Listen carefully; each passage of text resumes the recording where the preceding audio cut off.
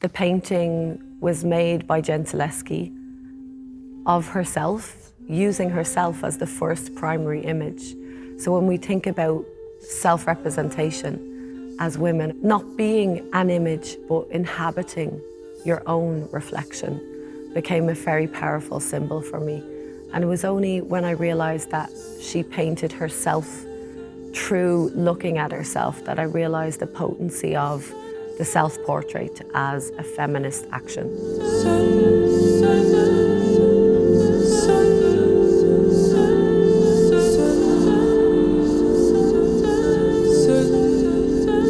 My name is Jessie Jones and I'm an Irish artist, and I'm here in the National Gallery for the National Treasures Bicentenary Project, visiting our friend Artemisia Gentileschi. I'm so honoured to get to spend time with Gentileschi and to have a moment of collaboration across time and across history. I was introduced to her by a curator and I just became really obsessed with her as a personality, her as a painter, and sort of a mythic figure in a lot of ways for women artists, as somebody who was outside of their time, but very much in their time. A powerful woman and a powerful artist who was a survivor, and a woman who challenged the system of patriarchy in how she represented herself and how she took up that space and put herself into the frame as an artist also.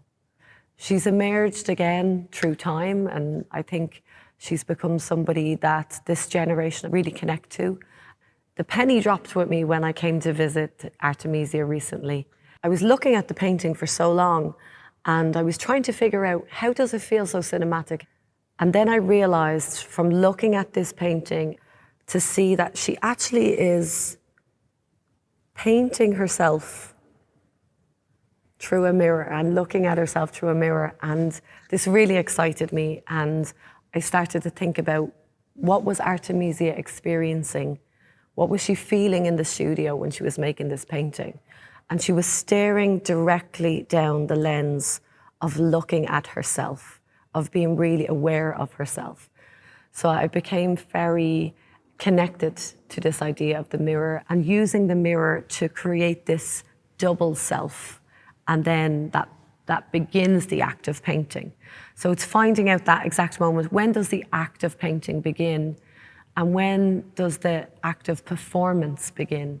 So when we see Gentileschi, there's such a strong sense of somebody staring back at us. There's such a strong sense that she's inhabiting the painting. She's inhabiting the space.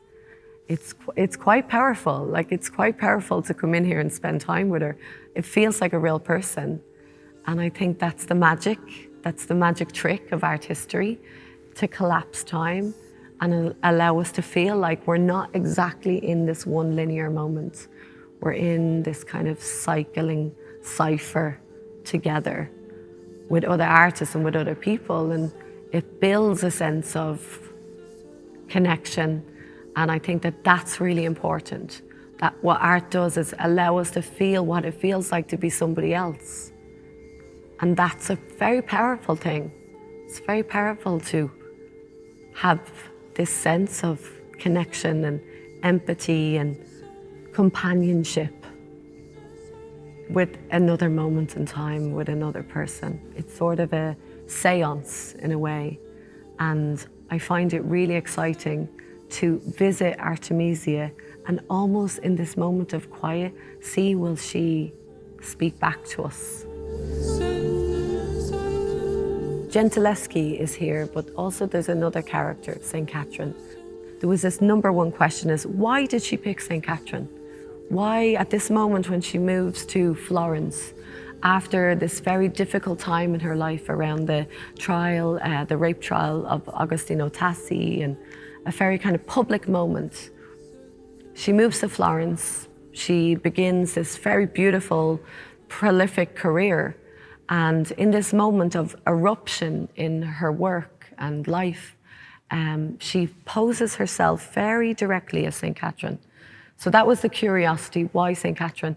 And the more I looked into Saint Catherine, the more I realized the story begins with her, the DNA of Saint Catherine of Alexandria is actually Hypatia of Alexandria.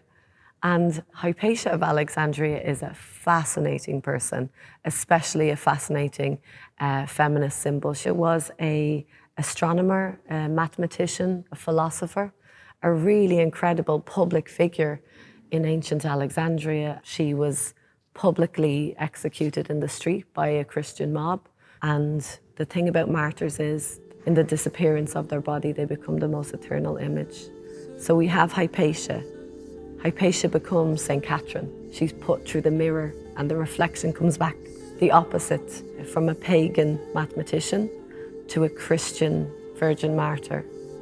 And this is what Gentileschi chooses as the subject to see herself through. She puts herself in the place of that story.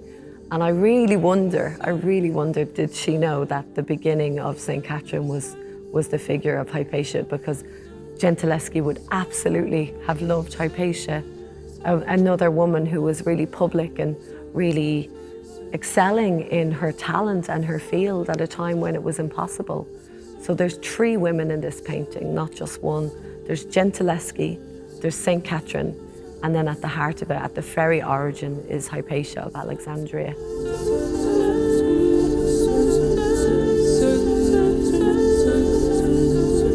Martyr Mirror Moon is the name of my new film work to accompany Artemisia in the show in Ikon in Birmingham. And I made the film as a companion, as sort of a friend to Artemisia, thinking about how she felt in the studio making her painting. And from that feeling of looking, exploring, really focused on the self and trying to bring that into a painting. The film itself is played out across a sort of wandering experimental aria that is inspired by a really amazing composer and friend and contemporary of Gentileschi, Francesca Caccini, and in particular a piece of music that she made, Lasciatemi qui solo. Lasciatemi qui solo.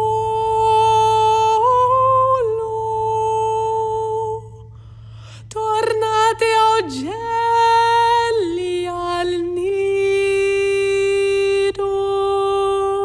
It's a beautiful piece of music that we've really stretched and turned it into something else and something strange. Spiro su questo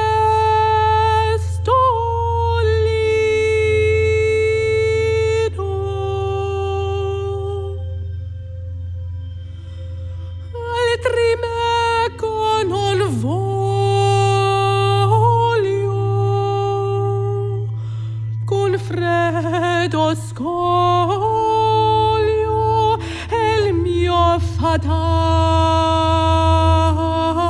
martire. The performer is Stephanie Lampreia, a wonderful, wonderful experimental contemporary singer and opera performer and composer. And it was such a pleasure to work with her because we were able to take something that would have existed in the 17th century, contemporary to Gentileschi, and turn it into a strange mirror image and bring it through a different process to kind of open it up and see what was the Baroque, what is this feeling of the 17th century. I think it's important to remember as well that the time that Gentileschi was working was also very artistically experimental, and she was really influential in her time. She was a really well-known person. So when we hear the Venetian opera of Monteverde, we remember and we realize that, you know, Artemisia was in that milieu.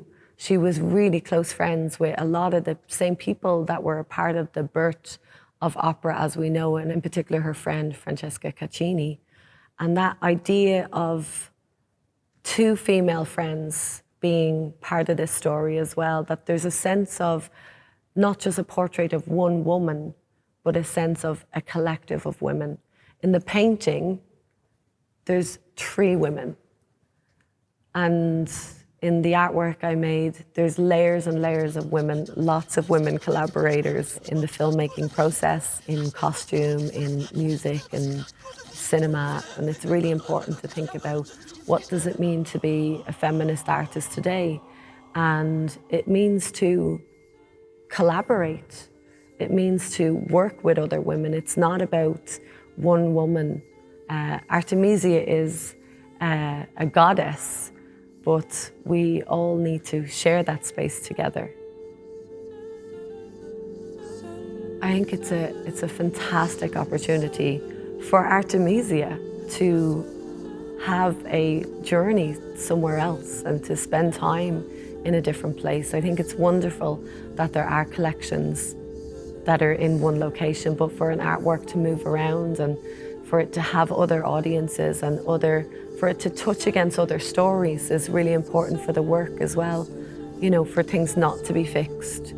The idea of a collection is also important to the project, and I was thinking a lot about what it means to have a collection. And for me, a collection is a sacred act of holding something and trying to make something eternal. And I think in a lot of ways that's what we try to do with art, is we try to hold something that it's beyond time. It connects us to a different moment that's not just the now, but is more complex, more circling than the present. So bringing Artemisia to Birmingham is kind of tangling up those places and times together. And I'm really excited for people to see her in Birmingham.